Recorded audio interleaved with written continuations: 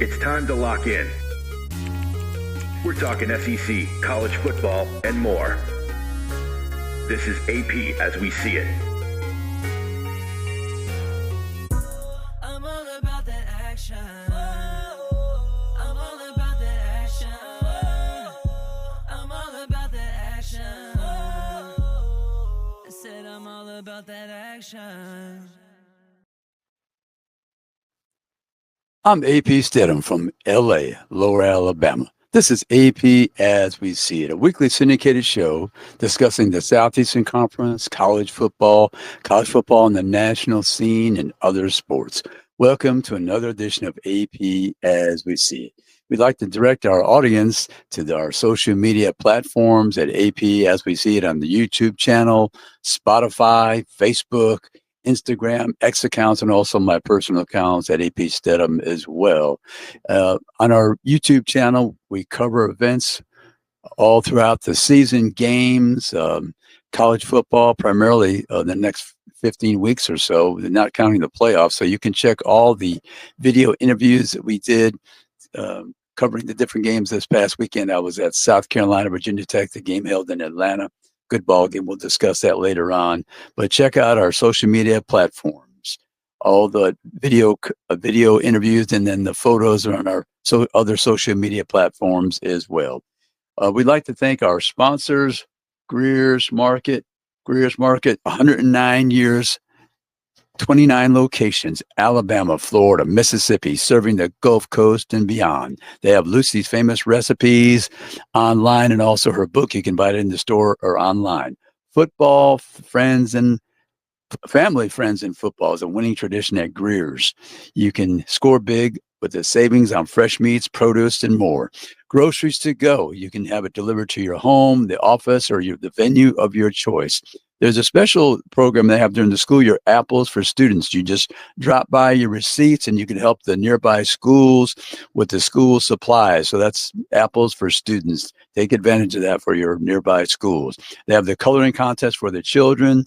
Check online the ads for the weekly specials. And remember, Greer's got it. They guarantee it. We'd also like to thank Robertsdale Dental. Dr. Jason Northcutt and his staff do a tremendous job. 251-947-3636, Robertsdale Dental Care. Dr. Jason Northcutt, not only are basic services offered by Dr. Jason Northcutt, but he's developed a niche within the practice providing comprehensive dental implant services such as single implants, bone grafting, and full mouth reconstruction. Dr. Jason Northcutt has been highly trained in those disciplines to offer comfortable and long-lasting solutions to major dental problems. So come by and see Dr. Jason Northcutt and staff in Robertsdale Dental Care, 251-947-3636. We'd also like to thank the Cortland Grand Hotel, downtown Atlanta. Beautiful, spacious rooms. They have the pool indoor with the tropical scenery settings in the heart of Atlanta. They have the restaurants, excellent buffet for breakfast, the gift shops. You can eat dinner there as well at several restaurants. Outstanding breakfast. Ben Giacomo and his staff do an outstanding job. So come by and check the Cortland Grand Hotel, downtown in the heart of Atlanta. We want to mention our guests. Our guests this week in the segments 2 and 3, we have Mason Young from the Tulsa World. He covers the University of Oklahoma Sooners. They'll be facing off against Michigan Wolverines on Saturday. And then our second guest will be Calum McAndrew from the Columbia Daily Tribune. He covers the University of Missouri, and they're hosting the Kansas Jayhawks, a bit of a rivalry. So we're going to go over some of the games. It's kind of a light schedule this week. Competitive wise, one conference game we'll discuss, Kentucky hosting Ole Miss. So we're going to dive right into it. University of Florida, the Bulls, coming off a whipping of Boise State, 34-7. That's a program you got to watch out for.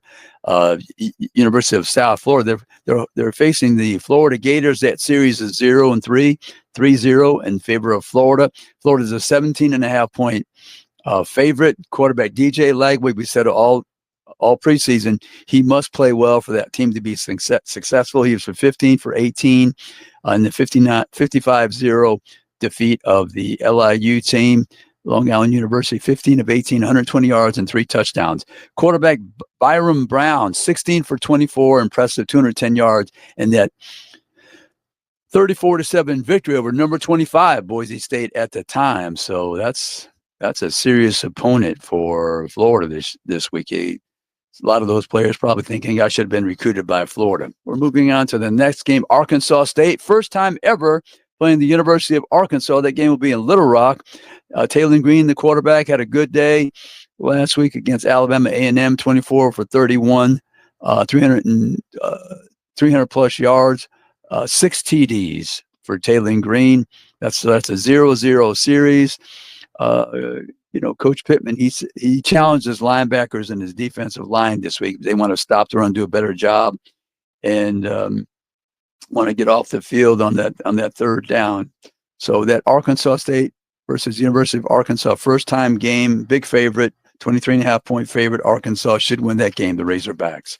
Let's go to the next ball game. We have East Tennessee State University.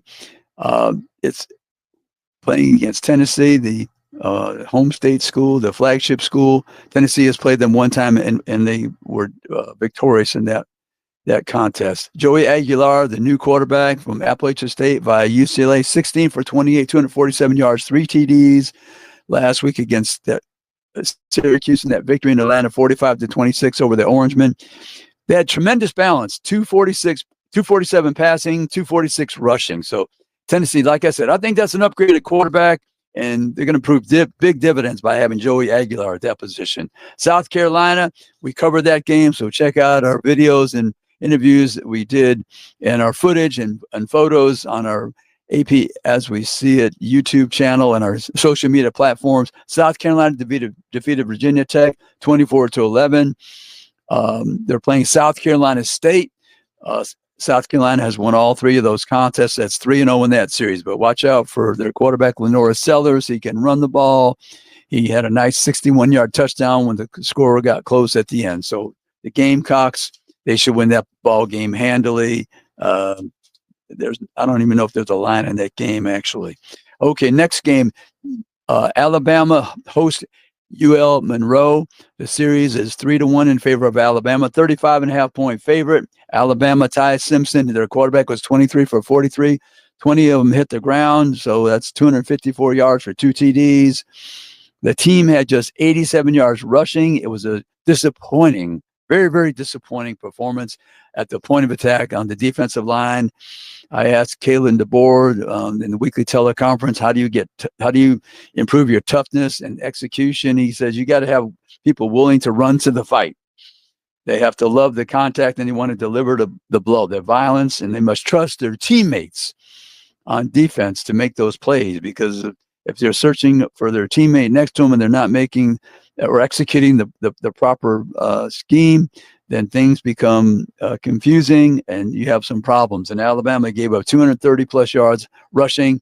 And if you continue with that way, you're going to lose a lot of ball games. The bad trend for Alabama is under Calum DeBoer losing to opponents that are double-digit underdogs and unranked. He's done that 4 times thus far in one season and one game. Nick Saban did that 4 times in 17 years. So, yes, you lose some ball games, but to lose to unranked teams and you're the double-digit favorite, you won't survive very long at Alabama if that continues. I can tell you that right now. So do your job, toughness, execute with confidence. Alabama's looking to rebound and get things going in the right direction before they face the Power 4 teams on the remainder of their schedule. Next ball game is a conference game. Ole Miss facing Kentucky in Lexington. We know last year the Kentucky upset Ole Miss, and that was one of the reasons Ole Miss was not in the playoffs. So they're a 10-point favorite. Ole Miss on the road. That series is 29 games for Ole Miss, 14 for Kentucky, 1 tie. Austin Simmons was accurate and composed. I asked Lane Kiffin in the Wiki teleconference, 20 for 31, 341 yards, 3 touchdowns, but he threw 2 interceptions. Remember that.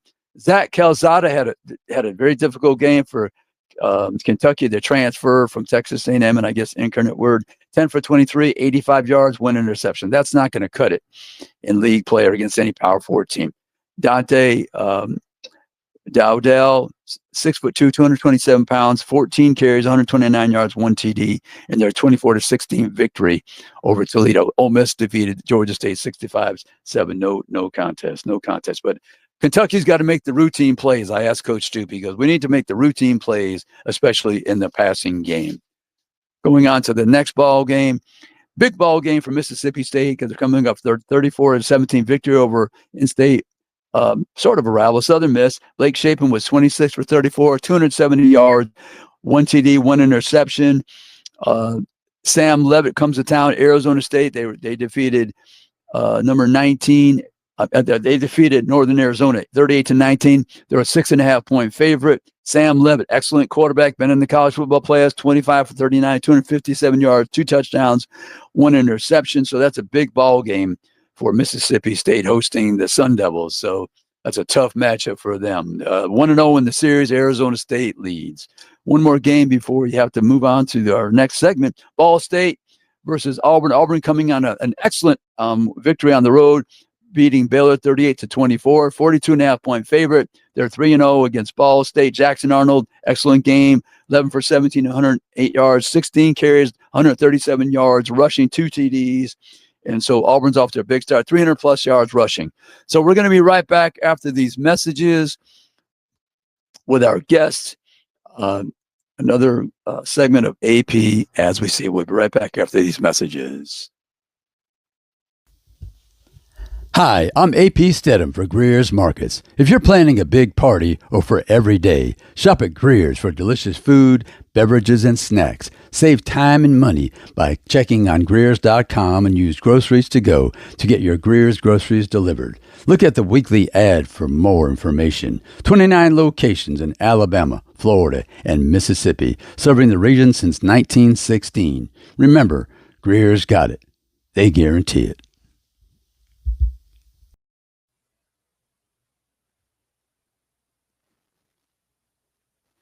And we're back with AP As We See It, and our very special guest, Mason Young, the Tulsa World reporter, covers the University of Oklahoma Sooners. Welcome to AP As We See It, Mason. Hey, thanks for having me on. Mason, we were talking before. I think you're going to have an exciting season at Oklahoma. And the reason I say that is because I've been claiming that the best tandem that transferred to a school was John Mateer from Washington State, the quarterback, and Jaden Ott, the dynamic running back from the University of California. We have yet to see much from Jaden Ott, as you reported that he has a shoulder injury. But John Mateer, he looks like he's very good, 30 for 37, 392 yards, 3 touchdowns, 1 interception, 24 yards on 7 carries. So what are your initial thoughts watching John Mateer? Yeah, he looked really good throwing the ball. It was crisp. He threw the ball on a rope a lot of times and threw it to windows and trusted guys to just go make plays. I think we knew he was going to have a good grasp of the offense coming in, obviously, because he was coming in with Ben Arbuckle, his offensive coordinator at Washington State the last couple years. So there was good rapport there. And the off season for them, really beyond the install and teaching it to the new players, was just building relationships with those guys. Right. And I think that they did a really good job of that. And, it paid off with some explosive passing game against Illinois State in the opener, which was good to see because OU only had 20 completions of 20-plus yards all of last year, and John Mateer had 7 in that first game. So already making a cut in the numbers from last year. Yeah, the wide receiver there, Lewis, 9 receptions, 119 yards, 2 touchdowns. What can you tell our audience about Lewis? It's Keontez, right? Keontez Lewis. Yeah, Keontez. He's a really interesting guy. So he started out at UCLA, didn't play much, was kind of a special teams guy, transferred to Wisconsin, was there for 2 years, pretty productive the first year, and then they had the coaching change and he kind of fell out of the rotation. So he's from East St. Louis, Illinois, and he decided, hey, I'm going to drop down for a year. I'm going to go play FCS ball at my pretty much my hometown school, Southern Illinois, and had a good year there last year. 800 yards, 5 touchdowns, was a conference newcomer of the year. And OU had a lot of injuries to their wide receiver room last year. A lot of guys that didn't play. and they were looking for in the transfer portal this offseason. We don't care what level it's at, but give us production, show us production. And he did that last year at Southern Illinois. So they grabbed him. He had actually, OU receivers coach Emmett Jones, when he was at Kansas, he had been recruiting Lewis in high school, and he had always wanted him. And so it was really easy for them to reconnect. And yeah, he looked like a potential budding star the other night in that offense, a guy that Emmett Jones is actually compared to CeeDee Lamb, just in terms of the body type and also the mindset, the way he carries himself. So will be interesting to see if he can continue to keep it rolling with John Mateer. High praise, high praise. Jaden Knott, you think he'll play this weekend? Mason, you believe he'll play? Yeah, Brent Venables and Ben Arbuckle both said yesterday at their midweek media deals that, you know, he should be more involved. I think kind of what happened last week was it was just a matter of making sure that he was all good to go from the shoulder injury he had in camp that caused him to miss some preseason practice. They wanted to, they finally brought him in the fourth quarter. I think they wanted to get him a little bit and see if he could get a rhythm going. It didn't really happen, but I would expect he'll be full go this week and a big part of the game plan. And he needs to be, because if he doesn't get, 10, 15 carries, I think the fans are going to riot because they really want to see this guy. Very talented. I saw him play a couple times before. The tight end, that's an interesting story, the tight end. Can you share that with our audience? Yeah, Jaron Kanik had 5 catches for 90 yards in OU season opener. He's a guy that played linebacker the last 3 years for Oklahoma and just made the switch back to tight end in the spring. Now, it's not like he'd never played offense before. In high school, he was sort of like a slot receiver, running back, just kind of a do-it-all guy up in Hays, Kansas. So the instinct for offense was there, and he's really exceeded people's expectations with how quickly he's been able to switch positions and become the number 1 tight end. I think the thing, he doesn't give them much blocking wise because he's a little bit undersized. He's 6'2", but he could be a real weapon in the passing game. I mean, the run after catch was the biggest thing. He had a 48-yard catch and run that was their biggest play from scrimmage against Illinois State. And there could be more of that to come. He just is a dynamic athlete that understands defense now from having played linebacker. He knows how to get open, and then he can make plays when the ball is thrown his way. Yeah, rare switch after 3 seasons. Defensively, Mason, what do you think about this Sooner defense and projecting moving forward? Yeah, it's a good question, right? Because I think the thing that you immediately think of is, they lost some all-world players in Danny Stutzman, Billy Bowman, Ethan Downs, guys that were 3-4 year starters for them on defense. But the cast that they have it's all guys that have played, that have copious experience in Brent Venables' system, from Robert Spears Jennings and Gentry Williams in the secondary to Kip Lewis and Kobe McKenzie at linebacker to R. Mason Thomas and Grayson Halton on the defensive line. There's guys that have played tons of snaps at OU everywhere, and it seems like that they've all kind of taken responsibility for being leaders, whereas you had 2 or 3 leaders on defense with the outgoing aforementioned guys. Everybody is a leader, and they really take pride in that. And so far so good. I mean, they weren't flashy against Illinois State. 2 sacks, 6 tackles for loss. But the only points they would have given, or that they gave up, was Illinois State got a field goal after John Mateer threw an interception in minus territory. So a decent start, and we'll see what they can do against Michigan this weekend. Right, 5.5 point favorite. Mentioning Michigan, Oklahoma. Did you get a chance to watch Bryce Underwood and Justice Haynes, the transfer running back from Alabama? I mean, they both had very good games in their opener. Yeah, they did. And I think there's things to be worried about with both for OU. With Underwood, it's the unpredictability, right? He doesn't have a lot. He doesn't have a lot on tape. But at the same time, that could be an advantage for Brent Venables, just knowing what he can do with his defensive play calling, blitzes, disguises to try to rattle a freshman quarterback in his first career road start. I am actually a little bit more worried about Haynes, just because I saw the way he completely ran through New Mexico. And Right. if you're looking back at OU last week, they let Illinois State pop a couple 20-yard runs to the outside where they just lost contain. And so that was the number one thing that the OU defense had to clean up was the run containment. And you better hope they fixed it because if not, Justice Haynes potentially could take advantage. Yeah, he had a couple of 59 and a 56-yard runs, so yeah, he can take it the distance for sure, and he's compact and he's pretty strong as well. Any other concerns on that Michigan side? I saw their tight end caught 6 passes, Marlon Klein. Yeah, it seems like he's pretty good, but per usual, it seems like they don't really have much in the way of receivers. So yes, yeah, the receivers don't grab your attention, right? Yeah, right. So I guess that's a concern with Bryce Underwood coming into this game is can they spread the ball around or is he going to be locked in on one receiver? And if OU keys on that one guy, then, what does he do? Does he panic or does he find, get to other reads and find other options? I think that'll be pretty interesting to watch. Yeah. A remarkable series. One time they played, and it was in the Orange Bowl after the 1975 season, and Oklahoma was victorious 14-6. The fans in Norman must be thrilled about this game.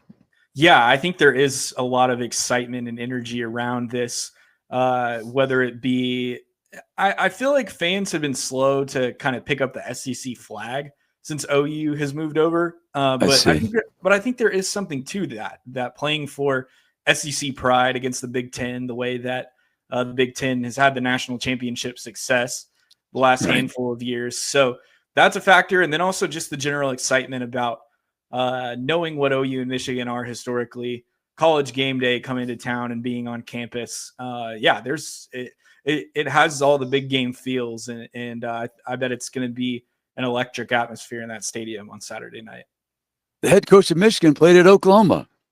Yeah, it's really unique. OU's they kind of get into that. It seems like in the bigger conferences, there's always these connections. Like obviously OU's first game in the SEC was against Josh Heupel, who's their former offensive coordinator and national champion quarterback. But now you got Sharon Moore coming back, right? Yes. And very, very. It's been impressive to see the way he's climbed the coaching ladder at such a young age. It's funny talking to people that he was around at OU when he was a backup lineman in the 2000s. I don't think anyone necessarily thought that he would be a coach. They just, saw him. Yeah, they just saw him as a, good guy, really reliable reserve player. But he obviously found the knack for it and he's run with it and they're having success. He's not suspended for this game. I know he's supposed to be suspended for a game or something. This is not the one, is it not? I can't recall. I think he's got 2 from the sign stealing thing, and he got to pick when I see. That, and I think it's going to be the next 2 weeks after this. I would think he wanted to be available for this game. Absolutely. Mason Young of the Tulsa World covers the University of Oklahoma Sooners. We want to thank you so much for being a guest on AP As We See It, and we'll be right back after these messages. Thank you, Mason. Thanks. Hi, I'm AP Stedham with Dr. Northcutt of Robertsdale Dental Care. AP, not only do we offer basic full-service dental treatment, but I also have developed a niche within the practice where I provide comprehensive dental implant services, such as single implants, bone grafting, and full mouth reconstruction.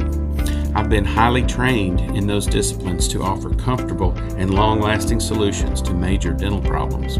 Come by and see Dr. Northcutt at Robertsdale Dental Care. And we're back with AP As We See It, and our very special guest, a friend of the show, Calum McAndrew. He's with the Columbia Daily Tribune. How's all the folks in Missouri? Welcome to the AP As We See It, Calum. Hey, thank you very much for having me. Doing good. Yeah, you're up for another rivalry there. Hasn't occurred since, I guess, 2011. This goes back, your audience probably knows, but I'm just telling my audience, since the Civil War, border states, they really don't like each other, and it's continued with their universities. No, it's I'll actually have a story coming out on this week, just a little bit of a historical context. It is absolutely fascinating how deep this rivalry goes, how deep this, they call it border war, how deep this hatred goes, and they've managed to prolong it with with a bunch of football games and a bunch of basketball games, but none for the past 14 years. So no love lost in that decade and a half. I'm excited for this one. Absolutely. Do you know the weather for Saturday, Calum? I haven't looked yet. Last week was great. It's been sunny and nice here for a little while. So long may that last. Right. Hey, I like what I saw of the Missouri quarterback, Bo Pribula, the transfer from Penn State University. What do you like to tell people about the new quarterback for the Tigers? Yeah. I mean, it was an interesting offseason. Obviously, Mizzou had Brady Cook here for the past 3 years. He was their undisputed starter for a lot of that tenure. He's off to the NFL now. He's on a practice squad with the Jets. So Mizzou had a choice to make. They went to the transfer portal, brought in Bo Pribula from Penn State, where he had carved out a little bit of a wrinkle in that offense. Obviously they have Drew Aller there, who's going to be probably a first-round draft pick. He came back for the 2025 season, but Pribula in Andy Kotelnicki's offense up there had carved out a role as a runner. Essentially, he didn't throw many passes. He didn't. He didn't really have full reins of the offense. But for one drive every single week, they would bring him in and he would run teams to death. That was what he is. So the question there was: is Mizzou going to bring in Pribula, and is he the undisputed starter out of the portal? They also had Sam Horn here, who's been here for a few years as Brady Cook's backup. Really talented baseball player as well, got drafted in the MLB draft, but he made the decision to come back and compete for starting quarterback duties. They ran that quarterback competition into the first game.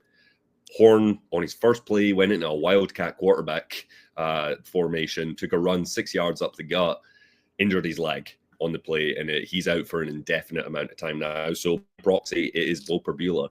The good news for Mizzou is that Pribula looked really, really, really good in his first snaps as a Missouri player. Granted, it was Central Arkansas, it was an FCS opposition, but the things that I wanted to see out of him: can he pass? Can he move the offense down the field with some versatility and some variety? Can he do more than just be a runner? And he showed us all of that. This is obviously his first huge test this weekend with Kansas. They're pretty mean up front from what I've seen. They look like they've got some good edge rushers. They've had good secondary players for the last couple of years. So I would expect that to continue. We'll see what Pribula does, but he had a very impressive debut. Some of his supporting cast: Ahmad Hardy had a pretty good ball game, 100 yards, 10 carries, a TD. Transferred from Louisiana Monroe. What do you like about him, Calum? A lot. He's the centerpiece of this Missouri offense. He is going to be the player that they hang their hat on. He is going to be the guy that takes the most snaps, takes the most carries. He is. For those that don't know, he was the Sun Belt Freshman of the Year last year, I believe. Only 2 players had more yards after contact, which is usually a pretty good in the country. So it was Ashton Genty and I believe Amarian Hampton. I think maybe Cam Scatterby, actually. I think. High praise. 1,000 yards after contact as a true freshman in the Sun Belt. Really, really talented player. Runs the outside zone from his time there, which is what Missouri likes to do. He's built like a bowling ball. He can run those off-tackle runs. He can run the outside zone. He has good versatility in his game. He's gonna thrive in this Missouri system that has produced really good running backs for the last 3 or 4 years. Right, yeah. And Johnson, the wide receiver, pretty good day. 5 receptions, 134 yards, 1 TD. He's about 5'11", 190. He's a dynamic player for the Tigers. Good player, really. So he flashed as a freshman in 2023. That would be a couple of years ago as their deep ball option. Essentially, he was the guy that you could take the top off with. Had some injuries last year. Didn't quite see the same amount of production because Mizzou had Luther Burden and Mizzou had Theo Wees, 2 guys that are going to be playing on Sundays pretty shortly here. 2 really good players. It's Marquise Johnson's turn now. He's still going to be their deep threat option, and we saw that on the 5th play of the season where he went for a 49-yard touchdown for Pribula. He still has that in his arsenal, but he's a much more rounded receiver, and I like how he complements what Mizzou brought in with Kevin Coleman. He was an all-SEC team guy last year at Mississippi State. He's their slot receiver, replacing that Burden role. I like how he complements Coleman as well in this offense. Anything else you like on the offensive skill players and just the offensive line collectively?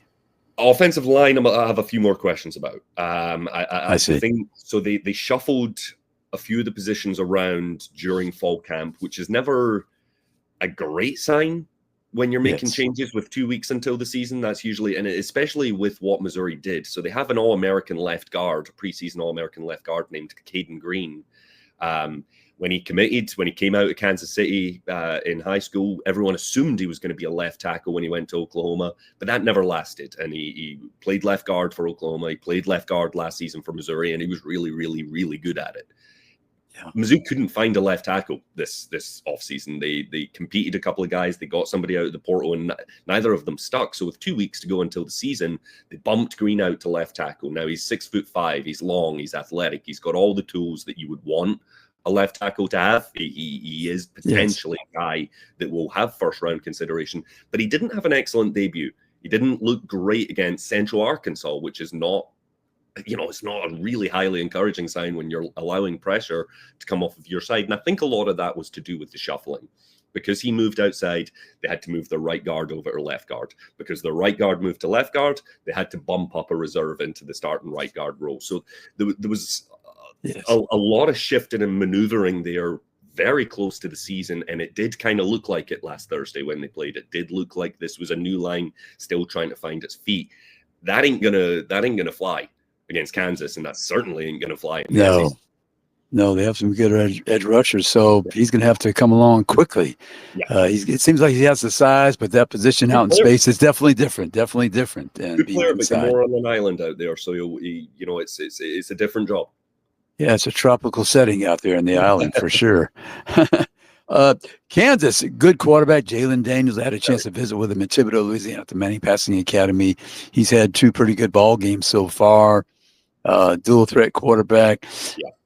Will Missouri be able to contain him to some degree? That's the question. That's the so look, Missouri has a good defense. Missouri brought in some dudes out of the transfer portal. I mean, Jalen Catalon's been an All-American twice in his career. Damon Wilson, a very highly touted guy out of Georgia. They brought in some Big 12 freshman of the year in Josiah Trotter at linebacker. They brought some dudes in out of the portal. But the near fatal flaw, I should say, last season with Missouri was some coverage busts. Especially against mobile quarterbacks, they would overrush a little bit when they were, when they saw maybe Thomas Castellanos when he was at Boston College, saw him scrambling out of the pocket, people would step up. And it happened 3 or 4 times last season where a receiver just broke 10 yards free downfield because of that, because they were wandering eyes, keeping an eye on this quarterback who could scramble. That is what Jalen Daniels is very, very good at. He looks a lot more competent as a passer this season. He looks like he has fixed some of those early turnover troubles that he had last year. Looks like he can hurt you with your arm. But, man, if you rush past him, he's going to hurt you. He's going to hurt you with his legs. Incredibly mobile. I asked Drinkwitz about this, and he kind of, he documented this challenge. He said, that is what we're facing, essentially. That is the difficulty with him. And to boot, he's a 6-year guy. He's been around forever. Yes. I thought this was a great part of Drinkwitz's answer yesterday. He said there's nothing that phases him anymore. Road environments don't phase him. Adversity doesn't phase him. He's seen the highs. He's seen the lows. He's been around forever.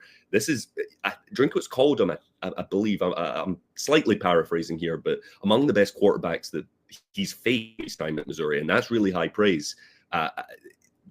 Missouri's path to a win starts and ends with stopping Jalen Daniels. That is priority number one. Mm-hmm. About 30 seconds or so, Calum. Sure. Missouri wins if? Missouri wins if it keeps Bo Perbula clean and it doesn't let Jalen Daniels hurt them for all the reasons we just documented. I really think this is a proving grounds for who Bo Perbula is, for who he can be as Mizzou's starting quarterback, but it's also a very early test for this defense that we think could be pretty good. Pretty good, right? Hey, Calum McAndrew from the Columbia Daily Tribune, we want to thank you. So please check him out. And Calum, I'll see you on Saturday in Como, as they call it. So we really appreciate you being a guest on AP As We See It. And we'll be right back after these messages with another segment of AP As We See It. Hi, I'm AP Stedham for Greer's Markets. If you're planning a big party or for every day, shop at Greer's for delicious food, beverages, and snacks. Save time and money by checking on Greer's.com and use Groceries to Go to get your Greer's groceries delivered. Look at the weekly ad for more information. 29 locations in Alabama, Florida, and Mississippi, serving the region since 1916. Remember, Greer's got it. They guarantee it.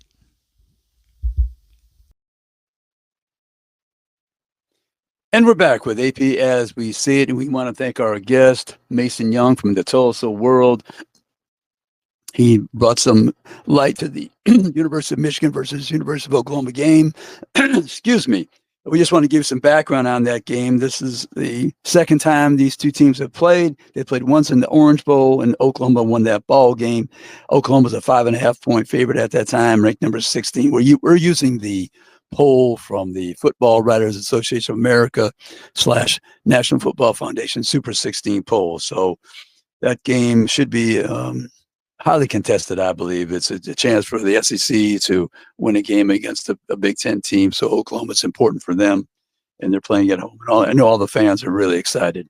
And Norman, the second game, our second guest, we wanted to thank Calum McAndrew from the Columbia Daily Tribune. He gave us some insight into the University of Kansas versus University of Missouri game. That's a bitter rivalry. Missouri's a 6.5-point favorite. That series is 54 in favor of Kansas. 54 wins for Kansas, 57 for Missouri, and 9 ties. So Missouri just leads by 3 games. They haven't played since 2011. So that's to be a highly contested game, I believe. Tough ball game. But I'll be there. You can look for all our interviews and videos and photos on Saturday.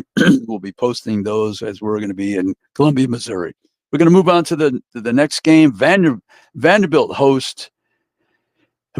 traveling to Virginia Tech, and that series is 6 games for Virginia Tech, 4 for Vanderbilt.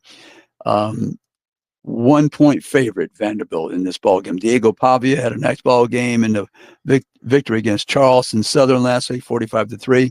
20 for 25, 275 yards, 3 touchdowns. Eli Stowers, the All-American tight end candidate, had 4 receptions for 86 yards. So this is an interesting game for Vanderbilt. They're looking to win on the road. Virginia Tech, good football team I saw against South Carolina, so that'll be a big challenge for them.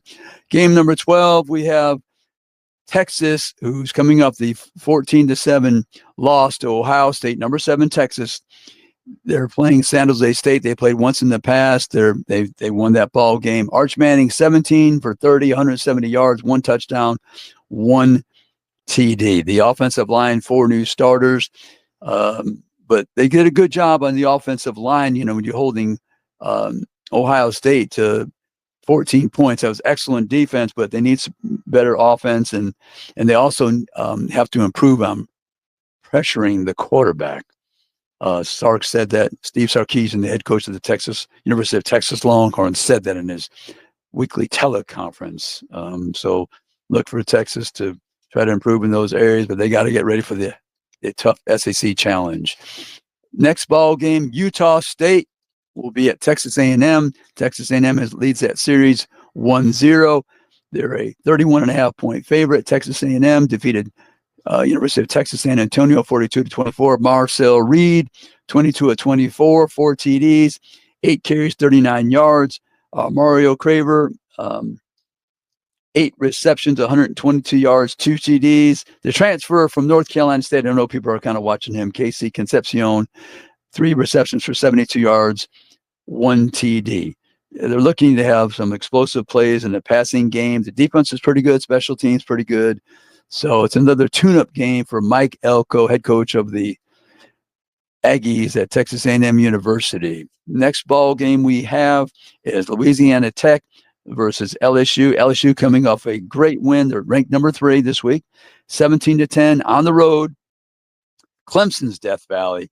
So the two Tigers faced off 17-10. The LSU Tigers prevailed. They were 37.5-point favorite. This series with Louisiana Tech, the LSU Tigers lead 27-1. Quarterback Garrett Nussmeier, 28 for 38, 230 yards, 1 touchdown. He led his team to that very, very important victory under Brian Kelly. They had lost 3 straight openers. As a program, there were 5 straight. They lost the opener, so they're on the right path. And Caden Durham had 17 carries. But anyway, it was a very balanced attack. Passing 246 yards, running 108 yards. In LSU, they had trouble last year, so that was very difficult for them. So Caden Durham had 17 carries, 74 yards, 1 TD. So they're looking for that more of a balanced offense this year, LSU. And maybe they'll have that. Plus, the defense was outstanding. We know that LSU didn't play defense, couldn't spell defense, didn't seem to have anybody coaching defense the last couple of years. It was just horrific. But I think this team, they found some transfers. The defense against a highly ranked Clemson team, I thought a lot of Clemson, I still do. They're very talented. They shut them down to 10 points at Clemson. So that might be one of the better defensive performances as you look back and reflect through the college football season this year. The very first game. So LSU was on point defensively, and we know they got to have a good offense every year under Brian Kelly. They usually have good play at the quarterback position and wide receivers galore. They just haven't been able to run the football with authority and have any command of the other team's defensive line. So maybe this year they could have some balance. The last game on the schedule we have is Austin Peay FCS team playing the Georgia Bulldogs. Georgia beat Marshall 45-7. There's no line in this game. Gunnar Stockton, the quarterback for Georgia, 14 for 24, 190 yards, 2 TDs, 10 carries, 73 yards, two TDs as well. They played once in this series. Georgia leads, of course, 1-0. But anyway, that's the schedule for the SEC. Like I said, it's a light schedule with not many competitive games at this point. That's where we're projecting, and the odds makers are saying that should be true. But like I say, a couple of good ball games. We're going to be watching University of Michigan travels to Norman, Oklahoma for the first time. We'll be at the Kansas versus Missouri game. That's a border war dating back to the Civil War. They played against each other in the Big 8, the Big 12, and now they rekindled it. They haven't played since 2011.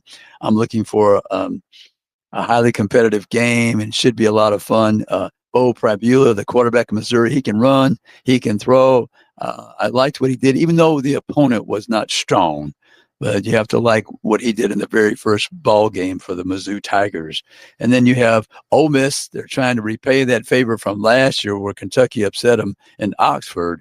So Ole Miss with their new quarterback, left-hander. I know Lane Kiffin, he likes him. He believes that he's accurate, he's precise, makes good throws. He did throw a couple interceptions in that game. So he has to stay away from those turnovers, as we know in the SEC, that can cause you to be defeated. Austin Simmons, he's very smart. I had a chance to visit with him in Thibodaux, Louisiana, at the Manning Passing Academy. So he's accurate and composed, according to Lane Kiffin today in the weekly teleconference. I'd just like to say this about the first week of college football.